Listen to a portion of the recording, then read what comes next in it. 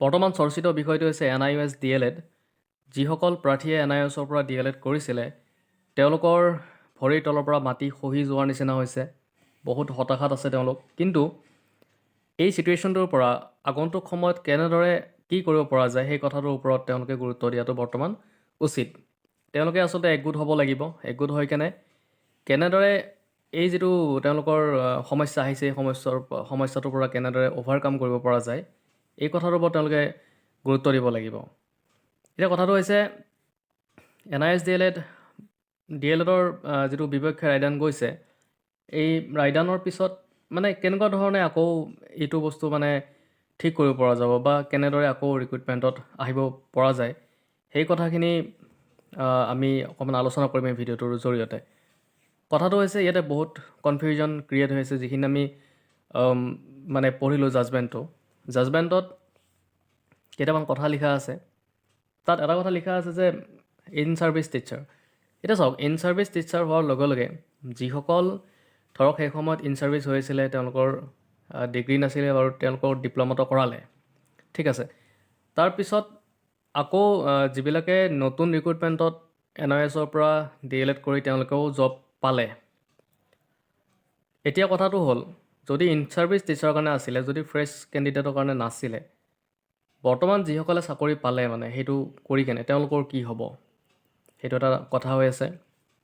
তাৰপিছত in service হ'লে এইটোও বুজায় যে যিবিলাকে প্ৰাইভেটত কাম কৰি আছিলে তেওঁলোককো ইন ছাৰ্ভিচ বুজায়।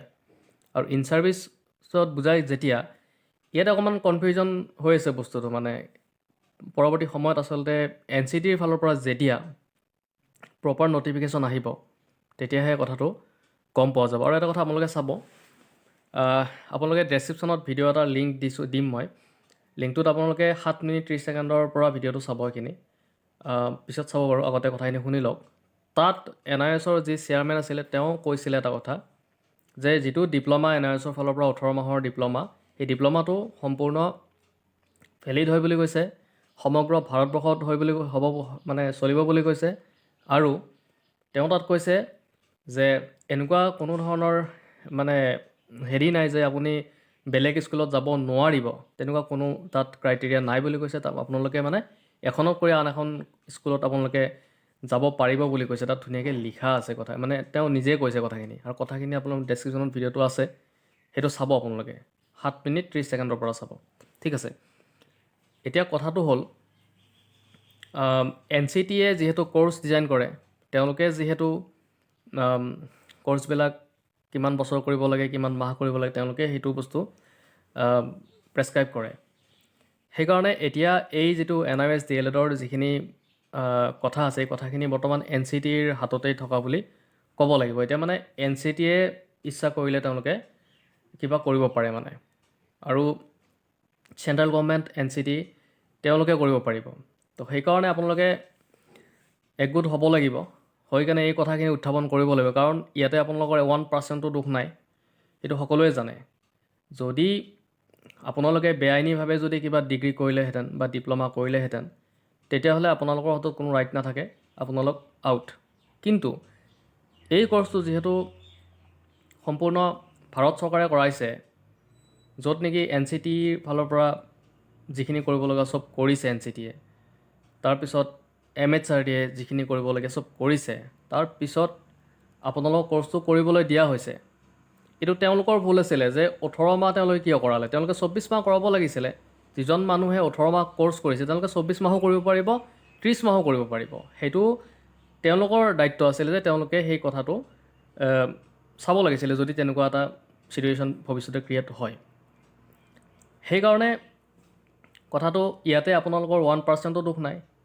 যদি আপোনালোকৰ দুখ থাকিলেহেঁতেন তেতিয়া বেলেগ কথা আছিলে। আপোনালোকেতো নিজেই কৰা নাই ক'ৰ্চটো, আপোনালোক ট্ৰেইন কৰাইছে, আপোনালোক নিজে মাতি আনি কেনে এডমিশ্যন কৰাইছে। যদি ইন ছাৰ্ভিচ টিচাৰৰ কাৰণে যদি আছিলে তেতিয়াহ'লে ইমানখিনি কেণ্ডিডেটক এপ্লিকেশ্যন কৰাইছিলে কিয়? তেতিয়াহ'লে কৰাৰ যুক্তি নাছিলে। 14 লাখ কেণ্ডিডেট আছে ইয়াতে, আৰু গোটেইবিলাক ডিপ্ৰাইভ হ'ব নেকি? মানে ইমান এটা হিউজ এমাউণ্টত ইমানখিনি কেণ্ডিডেট যাৰ নেকি একো ভুলে নাই, আৰু যিবিলাকে জেনুইনকৈ কৰিছে, একচুৱেলি মই তেওঁলোকৰ কথা কৈছোঁ, যিবিলাকে জেনুইন কৰিছে, ইন ছাৰ্ভিচ হৈ আছিলে, প্ৰাইভেটতে হওক গভৰ্ণমেণ্টতে হওক, তেওঁলোক ইন ছাৰ্ভিচ বুলিয়ে ধৰা হয় তেওঁলোকক। প্ৰাইভেটত কৰিলেও ইন ছাৰ্ভিচ লিখাই আছিলে তাত।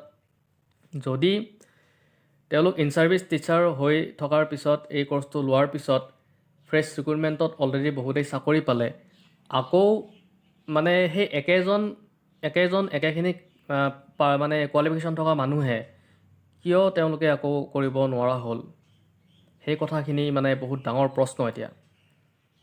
চ' আপোনালোকে আচলতে একগোট হ'ব লাগিব, ইয়াতে যিখিনি নিউজৰ মানুহ আছে একগোট হওক, আৰু আপোনালোকে হতাশ হৈ থাকিলে নহ'ব।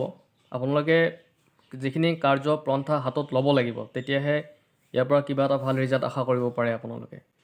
আদাৰৱাইজ মানে এনেই থাকিলে কাম নহ'ব। আৰু যিহেতু আপোনালোকৰ হাতত ৰাইট আছে, ৰাইট এইটোৱে যে আপোনালোকে নিজে কৰা নাছিলে কোৰ্চটো আপোনালোকক কৰোৱাইছে, আৰু সেইটো 18 মাহ 24 মাহ সেইটো ডিচাইড Ncteৰ ফালৰ পৰা কৰিছে। আপোনালোকেতো ধুনীয়াকৈ জেনুইনলি তাত এডমিশ্যন লৈ কেনে কোৰ্চটো কৰিছে। আপোনালোকেতো একো নাজানে যে কিমান দিনৰ কোৰ্চ, কি কথা বতৰা, আপোনালোকেতো নিজে ডিজাইন কৰা নাই।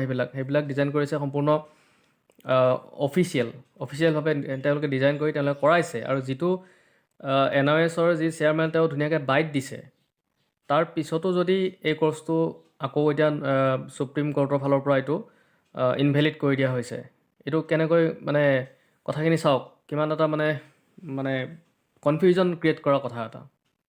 ইন ছাৰ্ভিচ টিচাৰসকলৰ কাৰণে যদি এই কোৰ্চটো ডিজাইন কৰা হৈছিলে, তেতিয়াহ'লে প্ৰাইভেটতে হওক গভৰ্ণমেণ্টতে হওক সকলোখিনি ইন ছাৰ্ভিচ বুলি ধৰি লোৱা হ'ব।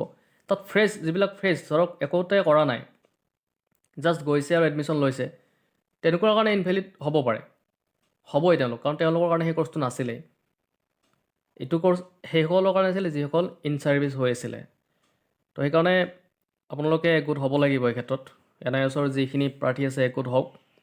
আৰু ইয়াতে দেখিছোঁ বহুতেই মানে নিগেটিভ কমেণ্ট কৰা দেখা গৈছে, আৰু বহুতেই ভাল পাইছে একচুৱেলি।